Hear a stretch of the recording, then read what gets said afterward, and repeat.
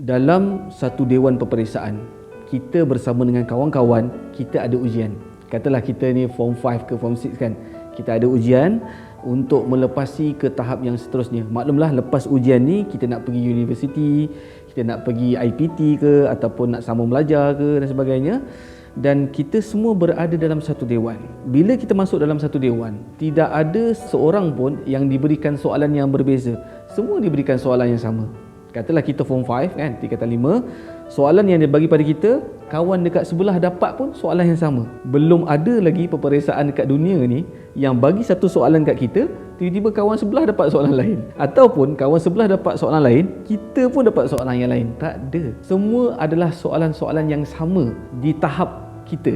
Kalau kata form 5 kan, tingkatan 5, begitulah soalan-soalannya. Sedang kita nak menjawab soalan, katalah soalannya adalah 1 tambah 1, kita jawab 2. Kawan dekat sebelah, dia jawab lain, 1 tambah 1, dia letak 5. Biasanya bila kita berada dalam dewan peperiksaan, kita ada pengawas. Pengawas peperiksaan.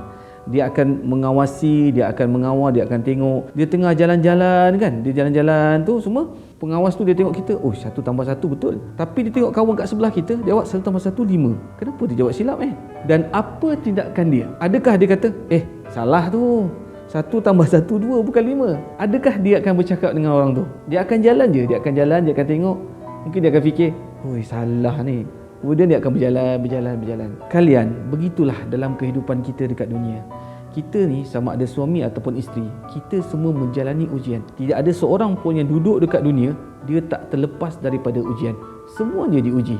Sama ada kita ni suami yang baik, ataupun kita suami yang jahat, ataupun kita adalah isteri yang baik, ataupun kita isteri yang jahat, semuanya diuji. Sama juga macam dalam dewan peperiksaan tadi. Ada yang jawab yang salah, ada yang jawab yang betul. Keputusannya nanti, hujung nanti baru kita akan dapat keputusan. Begitu juga dalam kehidupan kita di dunia, sama ada kita suami atau isteri.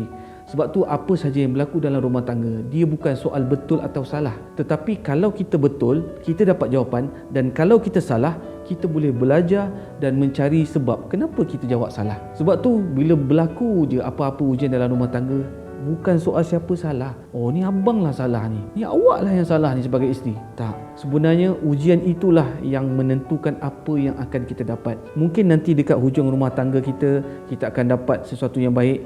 Dan mungkin juga dalam rumah tangga kita yang dekat hujungnya, kita dapat yang buruk. Tetapi sebab tu bila kita dapat jawab soalan, kita dapat keputusan yang baik, alhamdulillah, kita boleh pergi jauh. Tetapi adakah orang yang kawan kita yang sebelah tu yang tak dapat jawab soalan, gagal, adakah dia memang berhenti sampai kat situ? Tak. Dia juga akan dapat penghujung yang baik, tapi caranya yang lain. Sebab tu kalau kita dapat pasangan yang buruk, pasangan yang teruk, pasangan yang tak baik pada kita, percayalah, itu bukannya petanda bahawa stop, habis sampai sini, dah tak ada apa-apa. Kalaulah kita nak menjadi orang yang bersangka baik, kalaulah kita nak jadi orang yang mahu mendapatkan keputusan yang lebih baik, sekalipun kita gagal, maka kita akan belajar balik, kita akan ingat balik, kita akan buat balik. Bahkan kita sanggup untuk mengambil peperiksaan sekali lagi, walaupun susah, walaupun payah, tapi kita nak keputusan tu yang baik. Sebab tu dalam ujian-ujian yang kita hadapi rumah tangga, jangan tengok orang. Jangan tengok orang ni uji-uji, macam ni rumah tangga dia. Jangan. Tengoklah rumah tangga kita, lihatlah rumah tangga kita. Sekalipun kita tak diuji, sekalipun kita diuji, kita semua berada dalam perhatian dan juga kita berada dalam genggaman dan tangan Allah. Allah akan buatkan rumah tangga kita bagaimana, terpulang kepada Allah. Yang paling penting sekali, usahalah.